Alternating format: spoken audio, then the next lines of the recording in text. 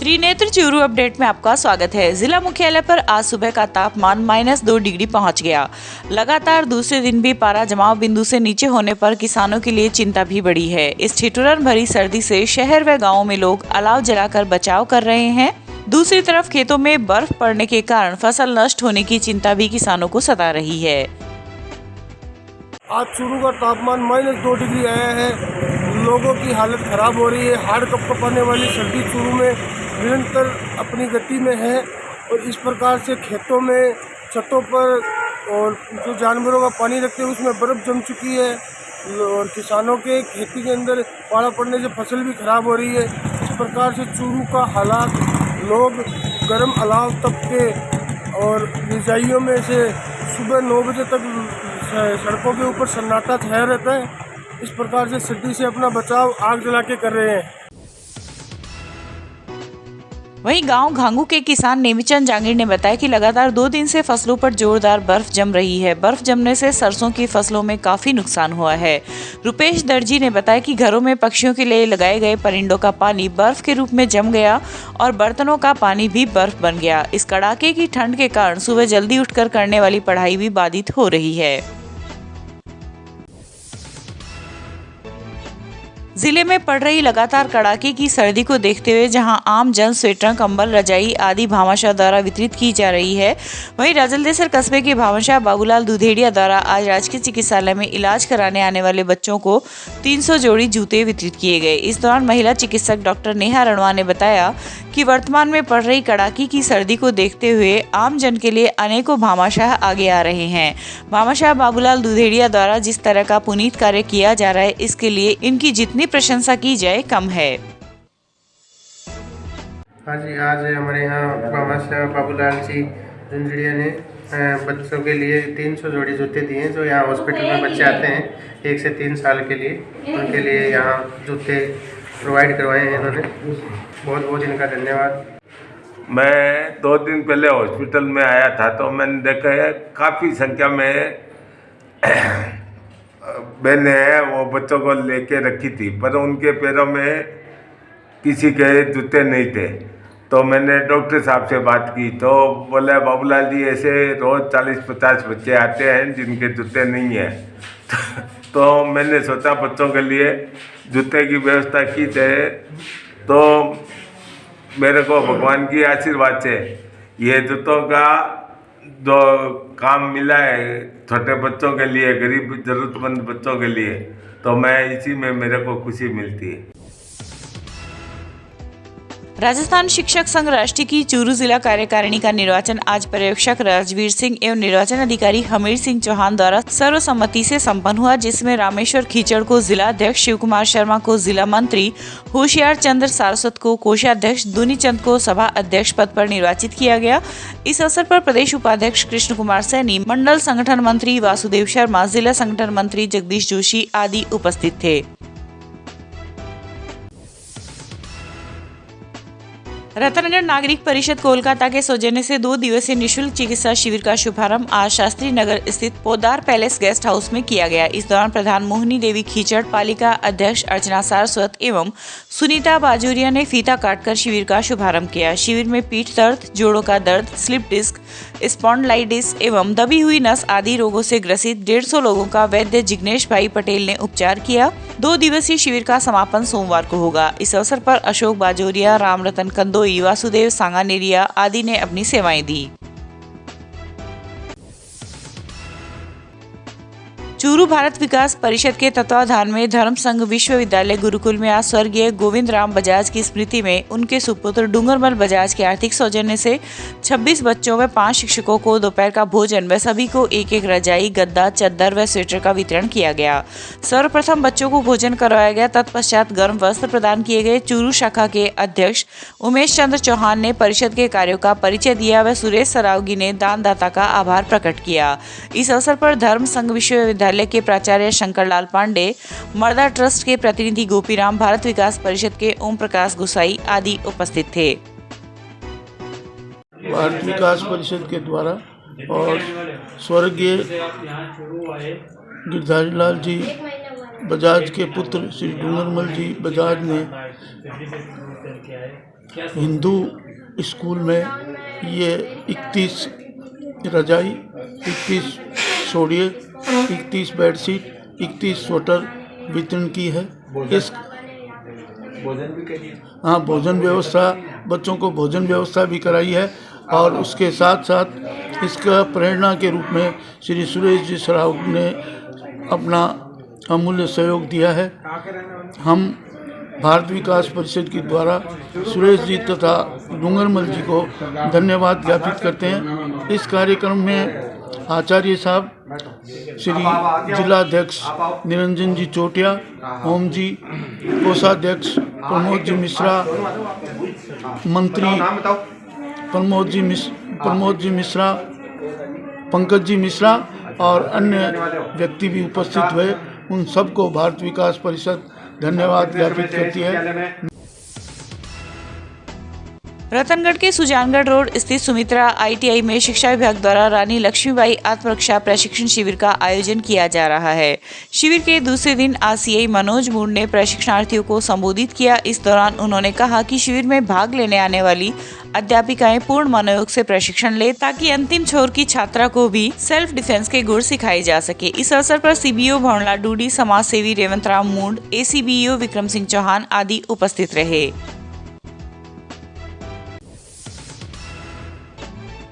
जिला मुख्यालय स्थित कस्तूरबा गांधी आवासीय छात्रावास लेवल 3 में दिनांक 14 दिसंबर 2021 से चल रहे 6 दिवसीय गैर आवासीय महारानी लक्ष्मीबाई आत्मरक्षा प्रशिक्षण के ग्रुप 1 और 2 आज पूर्ण हो गए। इसके बाद 20 दिसंबर से 54 महिला शारीरिक शिक्षिका एवं शिक्षिकाओं का आत्मरक्षा प्रशिक्षण प्रारंभ होगा। इस अवसर पर जिला किशोर न्याय बोर्ड के सदस्य एडवोकेट रामेश्वर प्रसाद प्रजापत ने बाल अपराध एवं पोक्सो कानून की विस्तृत जानकारी से प्रतिभागियों को लाभान्वित किया।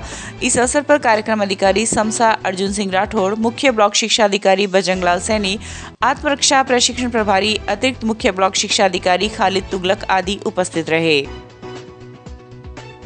रानी लक्ष्मीबाई आत्मरक्षा प्रशिक्षण का आज 6ठा दिन है। आज के दिन 2 बैच चल रहे हैं और 2 बैच का आज समापन हो जाएगा। इसमें 104 महिला शारीरिक शिक्षिका या अध्यापिका कक्षा 6 से लेके 12 तक की विद्यालयों से बुलाई गई है। इनका कार्य ये रहेगा, ये प्रशिक्षित होकर अपने विद्यालय में जाएगी और विद्यालय में कक्षा 6 से 12 तक की बालिकाओं को आत्मरक्षा प्रशिक्षण देगी। उनमें आत्मबल और आत्मसम्मान की भावनाओं को पैदा करेगी और उनको अपनी समस्याओं का निराकरण और अपने साथ जो होने वाले अपराध है उनमें रोकने के लिए उनको प्रोत्साहित करेगी।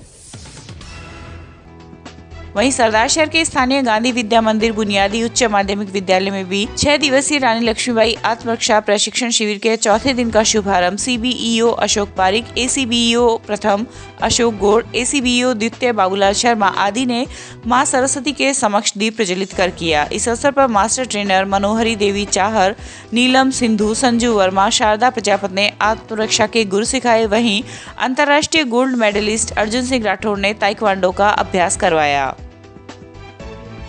ये महारानी लक्ष्मीबाई आत्मरक्षा प्रशिक्षण शिविर चल रहा है, जिसमें जो महिला शारीरिक शिक्षक एवं महिला शिक्षिकाएं हैं उनको आत्मरक्षा के संबंध में जो प्रशिक्षण दिया जा रहा है। ये शिक्षिकाएं आगे जा कर के अपने विद्यालय में जो बच्चियां पढ़ रही हैं उनको ये आत्मरक्षा के गुर सिखाएंगी ताकि जो छात्र हैं वो कॉन्फिडेंट हो सकें और अपनी पढ़ाई में जो असुरक्षा की भावना उनके बीच में होती है उसको वो दूर कर सकें। 6 दिवसीय शिविर है और इसमें पहले जिला स्तर पर मास्टर ट्रेनर तैयार किए गए थे। जो महिला शारीरिक शिक्षक जो थी उनमें से 4 यहाँ MT हैं, वो इनको प्रशिक्षण दे रहे हैं।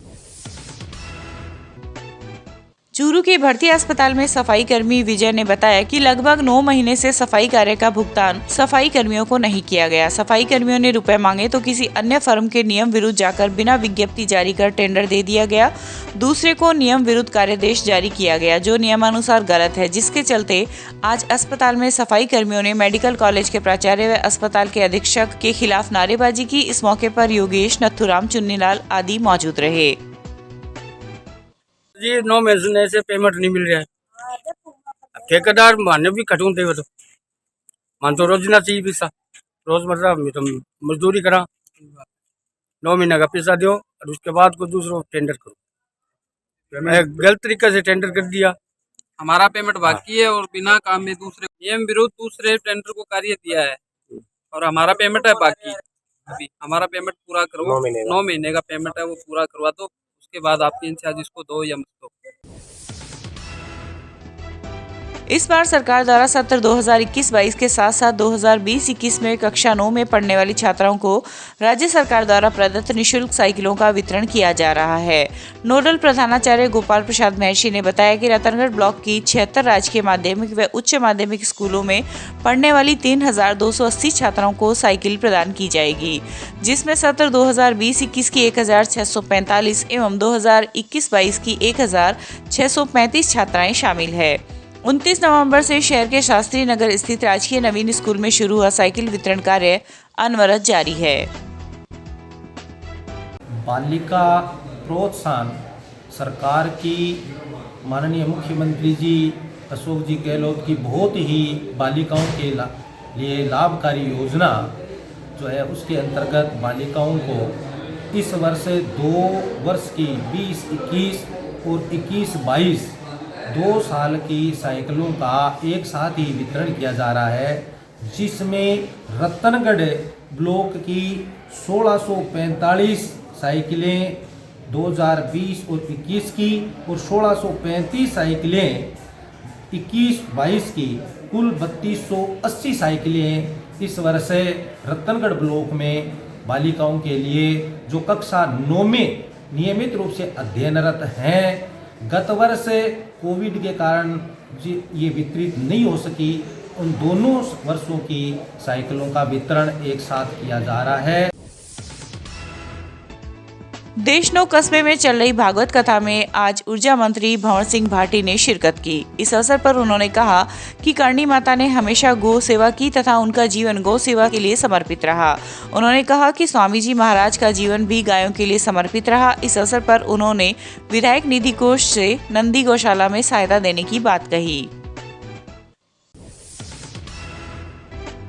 New Rajasthan public school Bissau के एनसीसी कैडेट्स ने एनसीसी एएनओ शिखा गुर्जर के नेतृत्व में आज शहीद रामस्वरूप प्रतिमा स्थल पर श्रमदान किया। इस मौके पर सभी कैडेट्स ने प्रतिमा की सफाई कर पेड़ पौधों में पानी दिया। बिसाऊ थानाधिकारी कमलेश कुमार सैनी ने बच्चों द्वारा किए गए श्रमदान कार्यक्रम की सराहना करते हुए बताया कि विद्यालय द्वारा इस तरह के आयोजन से बच्चों का मनोबल बढ़ता है। बच्चों को शहीदों के जीवन से प्रेरणा लेते हुए अपने जीवन को देश सेवा में लगाना चाहिए। इस अवसर पर सुरेंद्र शर्मा, सतीश चौधरी, सूर्यकांत सैनी आदि उपस्थित रहे। रतनगढ़ के बाबा विश्वनाथ आश्रम में 5 दिवसीय धार्मिक अनुष्ठान आज नानी बाई का मायरा की कथा के साथ प्रारंभ हुआ। महाआरती से शुरू हुई कथा का वाचन कृष्णानंद महाराज ने किया। इस दौरान उन्होंने कहा कि संसार में सरल व सहज होकर सत्कर्म व भगवान का भजन करने वाले भक्तों के लिए भगवान स्वयं पधारते हैं। इस अवसर पर संतोष कुमार इंदौरिया, प्रदीप धड़, रामदेव चनानिया सहित कई लोग उपस्थित थे।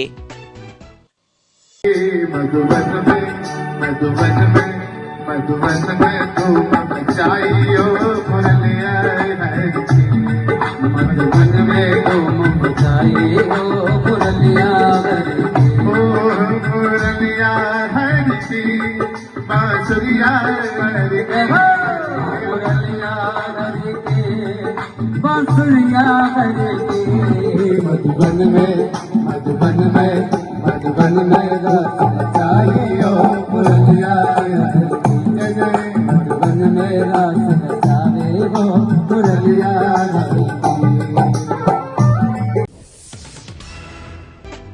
राजल देसर के NH 11 पर जोरावरपुरा फांटा के पास आज सुबह एक पिकअप गाड़ी व कार की जबरदस्त टक्कर में कार सवार 2 युवक की मौके पर ही मौत हो गई। वहीं 3 लोग घायल हो गए, जिन्हें राजल देसर के राजकीय चिकित्सालय में लाया गया, जहां चिकित्सक उनका उपचार कर रहे हैं। जानकारी के अनुसार एक कार में 5 व्यक्ति सवार होकर बीकानेर से देशनोक करणी माता के दर्शन करके वापस सीकर जिले के तारपुरा गांव जा रहे थे कि फाटा के पास सामने से आ रही पिकअप से टक्कर हो गई, जिससे कार में सत्यप्रकाश पुत्र विद्याधर व प्रमोद कुमार पुत्र बाबूलाल जाट की मौके पर ही मृत्यु हो गई। वहीं नरेंद्र पुत्र फूलचंद स्वामी, महिपाल पुत्र गंगूराम मेघवाल व जयप्रकाश पुत्र महेंद्र सिंह जाट, कुंदन दादिया गंभीर रूप से घायल हो गए। NH 11 जोरावरपुरा फांटा से पहले बीकानेर से आने वाली कार और पिकअप की आपस में टक्कर होने से 2 व्यक्तियों की मौके पर मृत्यु हो गई, जिनकी लाश को मोर्चरी रूम राजलेश्वर में रखवाया गया है। वह घायलों का राजलेश्वर अस्पताल में बाद इलाज रतनगढ़ रेफर कर दिया गया। मृतक दोनों व्यक्तियों को मोर्चरी रूम में पोस्टमार्टम करवाकर। अच्छा, ये मृतक कहाँ के है सर? मृतक तारपुरा थाना दादिया सीकर के रहने वाले हैं दोनों। घटना कब हुई है? घटना आज सुबह 7 बजे 6:30-7 AM करीब हुई है। वहीं रतनगढ़ के नेशनल हाईवे 11 पर टीडियासर बीरमसर के बीच शनिवार की देर रात ट्रक व ट्रैक्टर ट्रॉली की भिड़ंत में एक व्यक्ति की मौत हो गई। घटना के बाद अनियंत्रित दोनों वाहन पलटी खा गए। सूचना पर पुलिस मौके पर पहुंची तथा घटना की जानकारी ली। सीआई संजय पुनिया ने बताया कि सीकर जिले का 40 वर्षीय जगदीश जाट एवं 35 वर्षीय ओम प्रकाश जाट ट्रैक्टर ट्रॉली में बोरिंग के पाइप भरकर फतेहपुर से रतनगढ़ की तरफ आ रहे थे कि पीछे से आ रहे ट्रक के चालक ने टक्कर मार दी। घटना में ट्रैक्टर चालक जगदीश की मौत हो गई, वहीं ओम प्रकाश उछलकर दूर गिर गया।